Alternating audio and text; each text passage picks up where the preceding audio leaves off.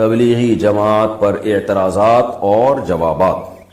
تبلیغی جماعت پر اعتراض کرنے والے کہتے ہیں کہ یہ لوگ مسجد میں اعلان کرتے ہیں، اسی طرح مسجد میں قیام کرتے ہیں، سوتے ہیں، کھانا کھاتے ہیں، اسباب کی بالکل نفی کرتے ہیں، گھر بار کی پرواہ نہیں کرتے، سب چھوڑ کر صرف توکل پہ چل رہے ہوتے ہیں، اور قرآن اور مستند احادیث چھوڑ کر فضائل اعمال پڑھتے ہیں جس میں متعدد ضعیف روایات ہیں، اور جو روایات اللہ کے راستے یعنی جہاد سے متعلق ہیں ان کو تبلیغی جماعت پر منطبق کرتے ہیں۔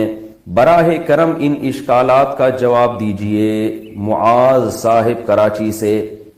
معاذ صاحب نے بہت سارے سوال کیے ہیں۔ پہلا سوال یہ کہ یہ لوگ مسجد میں قیام کرتے ہیں، مسجد میں سوتے ہیں، تو بھائی مسجد میں قیام کرنا بھی جائز ہے، مسجد میں سونا بھی جائز ہے۔ حضرت علی رضی اللہ تعالیٰ عنہ مسجد میں ہی تو آرام فرما رہے تھے جب رسول اللہ صلی اللہ علیہ وسلم ان کے پاس گئے تو مسجد نبوی کی مٹی آپ کے رخسار مبارک پہ لگ گئی تھی، تو اسی پہ نبی صلی اللہ علیہ وسلم نے ابو تراب سے آپ کو خطاب کیا ہے، مٹی والے۔ حضرت عمر نے ساری زندگی کے لیے اپنی کنیت ابو تراب ہی کر دی۔ تو ہاں، صرف سونے کے لیے مسجد میں جانا، گپے مارنے کے لیے مسجد میں جانا، یہ ٹھیک نہیں ہے۔ تو تبلیغ والے گپے مارنے کے لیے تو نہیں جاتے نا، وہ تو دین کی تبلیغ کے لیے جاتے ہیں، تو جائز ہے، سونا بھی جائز ہے، قیام کرنا بھی جائز ہے، اعلان کرنا بھی۔ اعلان بھی کوئی بچوں کی گمشدگی کا اعلان تو نہیں کر رہے ہوتے کہ ایک بچہ نیلے رنگ کی لیکر اور پیلے رنگ کا بنیان پہنا ہوا ملا ہے، جن صاحب کا ہو آ کے لے جائیں، تو وہ تو دین کا اعلان کر رہے ہوتے ہیں، تو کوئی حرج نہیں ہے اس میں۔ رہا یہ مسئلہ کہ کھانا کھاتے ہیں، تو مسجد میں کھانا کھانا بھی جائز ہے، ناجائز ہونے کی کوئی دلیل نہیں ہے۔ ہاں، مسجد کے آداب کا خیال کر کے کھانا کھانا چاہیے۔ اعتکاف والے نہیں کیا کھانا کھاتے مسجد میں، اسباب کی بالکل نفی کرتے ہیں وہ۔ اچھا، یہ کہتے ہیں اسباب کی نفی کرتے ہیں، یہ اللہ سے ہوتا ہے، اللہ کے علاوہ سے نہیں ہوتا۔ تو یاد رکھیں، تبلیغ والے جب یہ کہتے ہیں نا اللہ کے علاوہ سے نہیں ہوتا، تو اس کا مطلب یہ ہوتا ہے کہ اصل کرنے والا اللہ ہے۔ وہ یہ نہیں کہتے کہ اسباب اختیار نہ کرو، اسباب اختیار تو کرتے ہیں، تبلیغ والے بھی تو اسباب اختیار کرتے ہیں۔ رائے میں ڈاکٹر بھی بیٹھے ہوئے ہوتے ہیں، کوئی بیمار ہو جائے گا تو ڈاکٹر اس کا علاج کریں گے، سیکیورٹی کا انتظام بھی ہوتا ہے، پانی کا ٹینک بھی ہوتا ہے۔ اگر وہ اسباب کی بالکل نفی کر رہے ہوتے تو وہ کہتے کہ نہ ہمیں پانی کی ضرورت، نہ واش روم کی ضرورت، بیت الخلا بھی اللہ کرا دے گا، اور جناب وضو بھی اللہ کرا دے گا، پانی کی ضرورت نہیں ہے، اور باہر جو ہوٹل بنے ہوتے ہیں کھانے کے ان کو بھی اڑا دیتے کہ چلو یہاں سے جاؤ، یہ سارے لوگ اللہ سے مانگیں گے، آسمان سے دسترخوان اترے گا۔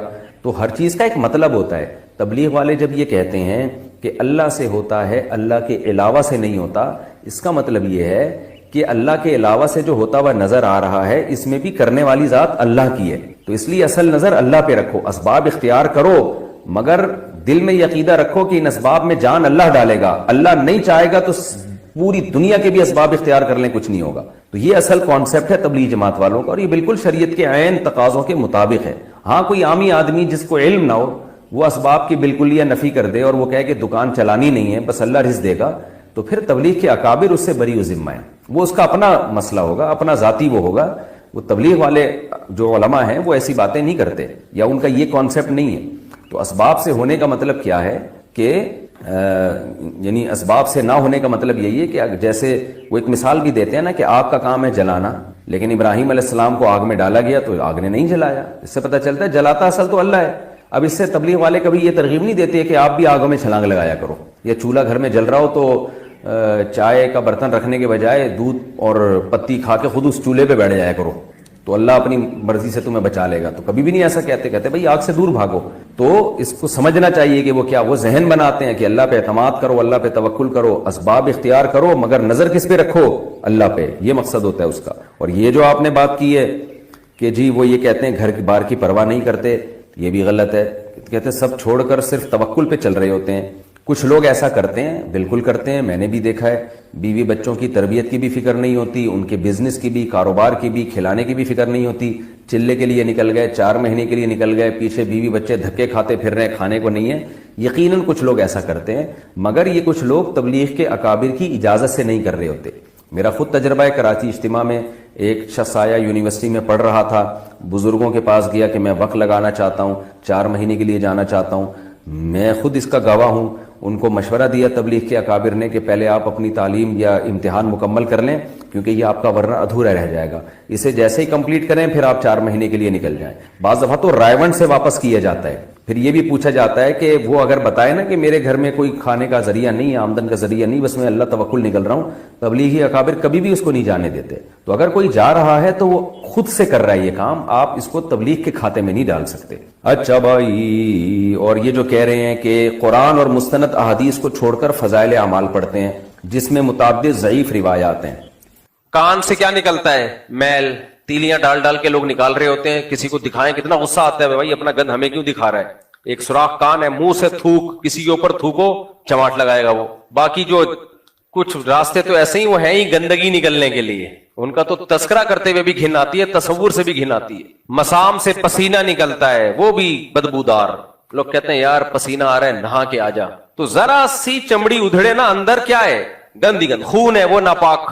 یہی وجہ ہے کہ جیسے ہی ہماری ڈیتھ ہوتی ہے, موت ہوتی ہے, اسی وقت سے باڈی میں تبدیلی آنا, اندر کا گند باہر آنا شروع, اندر کا جو بھی گند ہے نا باہر آنا شروع. تبھی تو میت کو چھپانے کا حکم ہے. میں بار بار یہ جو بات کہتا ہوں نا کہ میت دکھانے کی چیز نہیں ہے.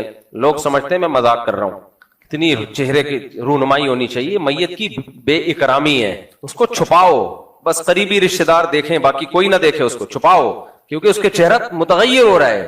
لوگ کہتے ہیں نور آ رہا ہے, کیوں نور آ رہا ہے؟ بھائی وہ مر گیا تو اب تو ختم ہوگا, سڑے گا, گلے گا, چاہے نیک ہو, تہجد گزار ہو, بزرگ ہو, سڑے گا. اب وہ بلا وجہ کی تبصرے کرنا, اتنا چہرہ نورانی, اتنا چہرہ نورانی, یہ تکلفات کی دنیا سے نکلو. ہمیں نہیں یاد پڑتا صحابہ کرام میں کسی کی موت ہوتی تھی تو وہ دیکھ کے کہتے تھے کتنا چہرہ نورانی, کتنا چہرہ نورانی. یہ سب یہ فضول باتیں ہیں. عمل اچھا ہے تو چہرہ بے شک ظلمانی ہو, نورانی نہ بھی ہو تو بہت اچھا ہے, اور اگر عمل صحیح نہیں ہے تو جیسی بھی نور کی کرنیں نکل رہی ہوں کسی کام کی کرنیں نہیں ہے وہ. تو اس لیے موت کے بعد انسان کے چہرے پہ رونق ختم ہوتی ہے. دیکھو موت نیند کی بہن ہے. آپ سوتے ہو تو آپ چاہتے ہو کہ لوگ مجھے دیکھیں, تبھی بہت سے لوگ سوتے ہوئے منہ پہ کپڑا ڈال دیتے ہیں تاکہ ہمارا منہ نظر نہ آئے. کہیں کوئی رشتہ دیکھنے کے لیے جائے, لڑکی سو رہی ہو تو لڑکی کے ماں باپ آپ کو دکھائیں گے اپنی بیٹی ہے بھائی, وہ کہیں گے نہیں بڑا نورانی چہرہ ہے دیکھ لو. جتنا بھی نورانی چہرہ ہو سوتے ہوئے بھی رونق ختم ہو جاتی ہے. بلکہ اس کو اٹھائیں گے, تمہارے رشتے والے آئے ہیں تمہیں دیکھنے کے لیے, اٹھو, اور اٹھتے ہی بیٹھ نہ جاؤ بلکہ اس نیند کے اثرات ختم کرو. پہلے جا کے منہ دھو اچھی طرح, اور منہ دھونے سے بھی وہ چہرے کی نحوست ختم نہیں ہوتی ہے, بلکہ تھوڑا سا گہری نیند ہوئی ہے تو منہ دھو کے کوئی چائے وائے پی لو, کچھ کھا پی لو. کھانے پینے کے بعد جب بلڈ صحیح طرح سرکولیٹ کرنا شروع کرتا ہے پھر چہرے کی رونق بحال ہوتی ہے. دیکھو ہم جب صبح اٹھتے ہیں ایسے ہی تھوڑی منہ اٹھا کے آفس چلے جاتے ہیں, منہ دھوتے ہیں, پھر نماز پڑھتے ہیں, اس کے بعد بھی تھوڑی تھوڑی رونق آنا شروع ہوتی ہے. جب فل رونق جب آتی ہے جب ناشتہ کر لے آدمی, یا کوئی ایک آدھ کچھ چیز کھا لے تو اس کے بعد صحیح فٹ فاٹ ہو جاتا ہے, پھر چہرہ بحال ہوتا ہے. پھر یوں ہاں اب جو ملنے آئے اب آپ ملاقات کے سلسلے میں حاضر ہو سکتے ہیں. اس سے پہلے چہرے پہ ایک عجیب بے رونقی سی ہوتی ہے, کوئی بھی نہیں چاہتا کہ لوگ مجھے دیکھیں. تو نیند تو کم درجے کی موت ہے, اس میں جب کوئی نہیں چاہتا کہ لوگ مجھے دیکھیں تو جو سچی مچی کی موت ہوگی اس سے تو چہرے کی رونق بالکل ختم ہو جاتی ہے. اس میں کیوں کوئی چاہے گا کہ لوگ میری زیارت کریں؟ اس کو دیکھیں گے لوگ, ایک دل میں کراہت آئے گی تو وہ ہمیشہ دل میں کراہت یاد رہتی ہے کہ یہ کیسے کیا لگ رہے تھے یہ. اس لیے اسلام نے حکم دیا, اس کی عزت اس میں ہے کہ اس کے چہرے کو چھپا دیا جائے اور جلد سے جلد اس کو قبر میں پہنچاؤ, کیونکہ اس کا چہرہ کیا ہو رہا ہے, تبدیل ہو رہا ہے.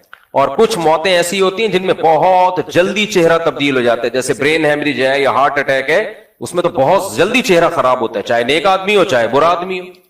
کرامت کے طور پہ اللہ کسی کی باڈی کو محفوظ کر لے وہ ایک الگ بات ہے, لیکن وہ کرامت تو اللہ کے ہاتھ میں ہے نا.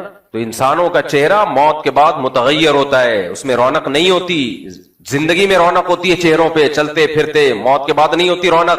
اس لیے شریعت نے حکم دیا اس کو کیا کر لو, چھپاؤ اس کو. ہاں جو بیٹا ہے باپ کو دیکھ لے, باپ بیٹے کو دیکھ لے, بیوی شوہر کو, شوہر بیوی کو, وہ اس لیے کہ وہ اتنے کلوز ہوتے ہیں آپس میں کہ اگر وہ اس کنڈیشن میں دیکھ بھی لیں تو ان کے دل میں کوئی بال نہیں آتا, لیکن عام آدمی کے لیے نہیں ہے. اس لیے میت کی تصویریں وائرل کرنا اور میت کو چارپائی لٹا کے پوری لائن لگا کے دکھانا کہ آؤ دیکھتے چلے جاؤ, یہ بے وقوفوں والے کام ہے, بری حرکت ہے, اسلام کے مزاج کے بالکل خلاف بات ہے یہ. عرب لوگ, کیونکہ ہم لوگ اجمیوں میں, جو ہم لوگ غیر مسلموں میں زیادہ رہے ہیں نا اجمی لوگ, اس لیے ہمارے یہاں بہت ساری چیزیں کہاں سے آئی ہیں, ہندوؤں سے اور دوسرے قوموں سے آئی ہیں. تو مسلمانوں کا جو اصل کلچر تھا وہ دوسری قوموں میں مرج ہونے کی وجہ سے ختم ہو گیا. عرب چونکہ دوسری قوموں کے ساتھ کم رہے ہیں, وہاں یہ نہیں ہوتا یہ سب کچھ ڈرامے. سعودی عرب کے جو سابق بادشاہ کی جب ڈیتھ ہوئی ہے نا, تو آپ کو پتا ہے اٹلی میں ایک پادری یا فرانس میں ایک پادری یہ منظر دیکھ کے مسلمان ہو گیا. بادشاہ کی ڈیتھ ہوئی ہے, ڈیتھ ہوتے ہی غسل دے کے کفن دے کے سادہ طریقے سے لے جا کے دفن کر دیا, فینش.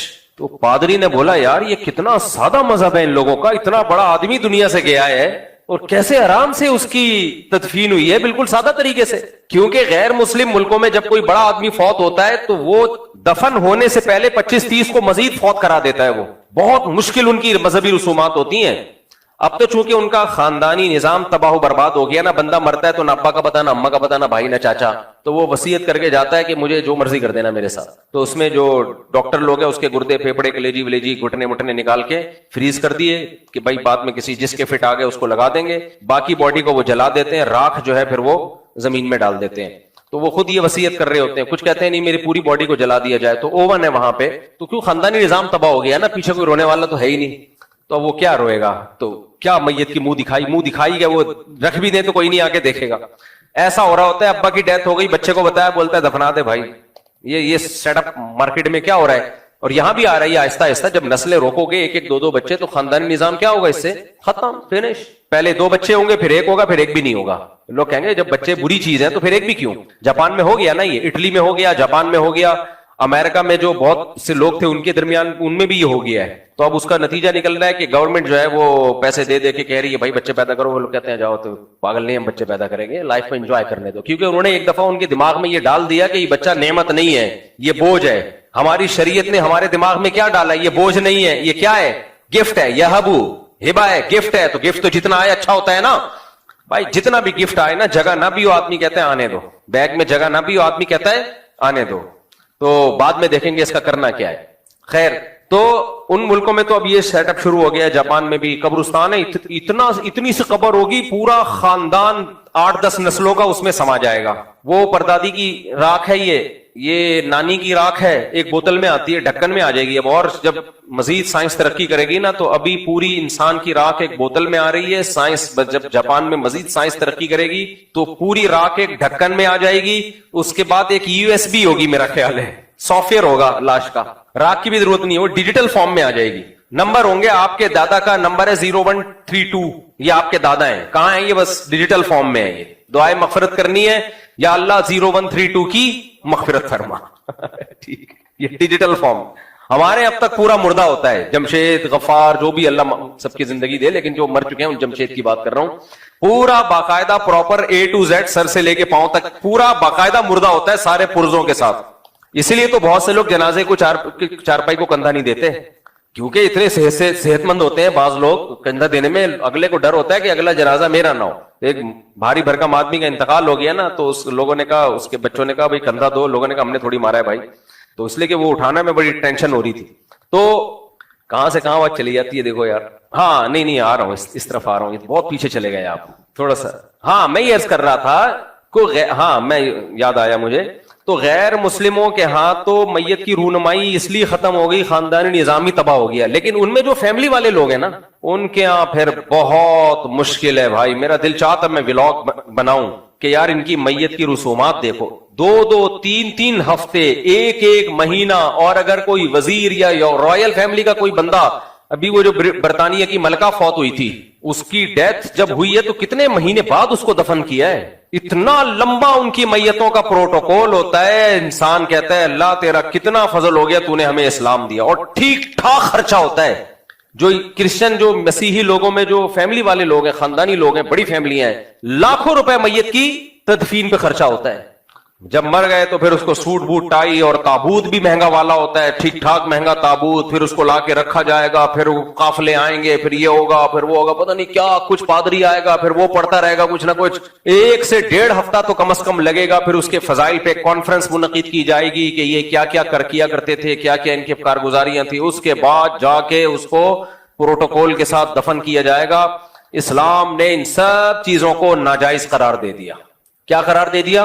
ناجائز. اور ہمیں حکم دیا کہ جب کسی کی ڈیتھ ہو فوراً اس کو دفنا دو. اور دفنانے کے لیے کوئی سوٹ بوٹ کی ضرورت نہیں ہے, کوئی 3 پیس سوٹ, شلوار قمیض, نہ یہ زندوں کے لیے ہے. مردے کے لیے کیا ہے, مرد ہے تو 3 چادریں, عورت ہے تو 5 چادریں, بس اس میں پردہ زیادہ ہے. 5 چادروں میں, اس کے لیے سفید ہونا بھی ضروری نہیں, بہتر ہے سفید ہو, کسی بھی کلر کی مل جائے, چادر ہو, سلا ہوا کپڑا نہیں ہوگا. آسان رکھا نا اس کو. اور فوراً دفناؤ, فوراً سے پہلے. ہاں یقین ہو کہ مر گیا ہے, ایسا نہ ہو ابھی پتہ ہی نہ ہو, سو رہا ہو اور آپ نے اٹھا کے دفنا دیا, بعد میں وہ نکل کے آیا, آپ کہہ رہے میں سمجھا تو مر گیا ہے. کیونکہ دو واقعات میرے علم میں ہیں کہ وہ مرا نہیں تھا اور لوگوں نے سمجھا کہ مر گیا ہے. ایک واقعہ تو میں بھول گیا لیکن دوسرے کی تفصیل مجھے یاد ہے, وہ تو ہمارے سامنے کا ہے. ہمارے ایک دوست کی, یہ میں نے پہلے بھی بیان میں بتایا ہے, ہمارے ایک دوست کی ساس صاحبہ کی ڈیتھ ہوئی. ان کا فون میرے پاس آیا کہ میری ساس کا انتقال ہو گیا ہے. عباسی ہاسپٹل تھا یا سول ہاسپٹل سے ان کی میت ہاکس وے روڈ کی طرف جا رہی تھی. انہوں نے بتایا کہ تمبو ومبو گھر کے باہر لگا دیا, راستے میں کوئی جھٹکا آیا ہے ٹائٹ والا, ساس صاحبہ ہلنا جلنا شروع کر دیا. انہوں نے پتا چلا کہ وہ انتقال نہیں ہوا تھا, وہ سکتا ہوا تھا. تو شکر ہے وہیں نہیں دفنا دیا انہوں نے. تو وہ اگر یعنی کوئی ایسے کسی سکتے والے کو دفنا دیا جائے, وہ تو قبر میں جا کے تو ویسے ہی مر جائے گا وہ بیچارہ, ورنہ قبر اکھاڑ کے اگر باہر آ گیا نا تو جتنے اس کو دیکھیں گے وہ کنفرم مریں گے.